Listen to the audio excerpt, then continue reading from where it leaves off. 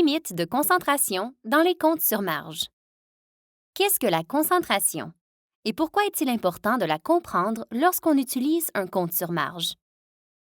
Un portefeuille diversifié est essentiel à la réduction des risques lorsque vous empruntez pour investir dans votre compte sur marge de BMO ligne d'action. Toutefois, certains clients peuvent choisir de concentrer leur stratégie de placement sur quelques titres seulement et accepter le risque accru lié à leur compte sur marge. C'est ce qu'on appelle la concentration. La concentration dans un compte sur marge de BMO ligne d'action est calculée toutes les 5 minutes et se produit lorsque deux critères sont respectés. Premièrement, le risque de crédit du compte sur marge est d'au moins 250 000 Deuxièmement, la valeur d'emprunt globale du titre est supérieure à 25 de la valeur d'emprunt globale du portefeuille. Voyons un exemple de calcul pour voir comment cela fonctionne. Supposons que vous avez 500 000 d'actions ABC dont la valeur d'emprunt est de 70 et que vous avez 75 000 d'actions XYZ dont la valeur d'emprunt est de 50 Le solde débitaire net est de 260 000 et il n'y a pas de position vendeur dans le compte. Nous cherchons à déterminer si l'action ABC atteint le seuil de concentration en fonction des deux critères. Encore une fois, le premier critère était que le risque de crédit du compte sur marge est d'au moins 250 000 Le risque de crédit correspond simplement au solde débitaire net plus la marge requise pour toute position vendeur.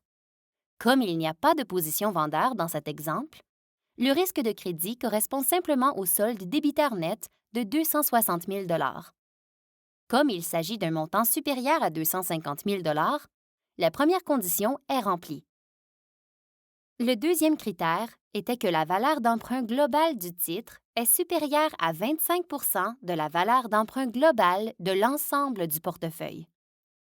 Pour l'action ABC, nous avons une valeur marchande de 500 000 et, à un taux de 70 de la valeur d'emprunt, nous obtenons une valeur d'emprunt de 350 000 Pour l'action XYZ, nous avons une valeur marchande de 75 000 et, à un taux de 50 de la valeur d'emprunt, nous obtenons une valeur d'emprunt de 37 500 La valeur d'emprunt globale du portefeuille correspond simplement à la somme de ces deux montants, 350 000 plus 37 500 ce qui équivaut à 387 500 Dans le cas de l'action ABC, la valeur d'emprunt d'ABC, en pourcentage de la valeur d'emprunt du portefeuille, est de 350 000 divisé par 387 500 Cela nous donne 90,32 Dans le cas de l'action XYZ, la valeur d'emprunt de XYZ en pourcentage de la valeur d'emprunt de l'ensemble du portefeuille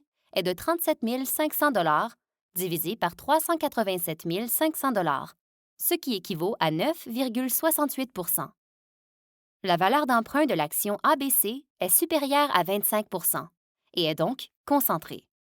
La valeur d'emprunt de l'action XYZ est inférieure à 25 Par conséquent, l'action XYZ n'est pas concentrée.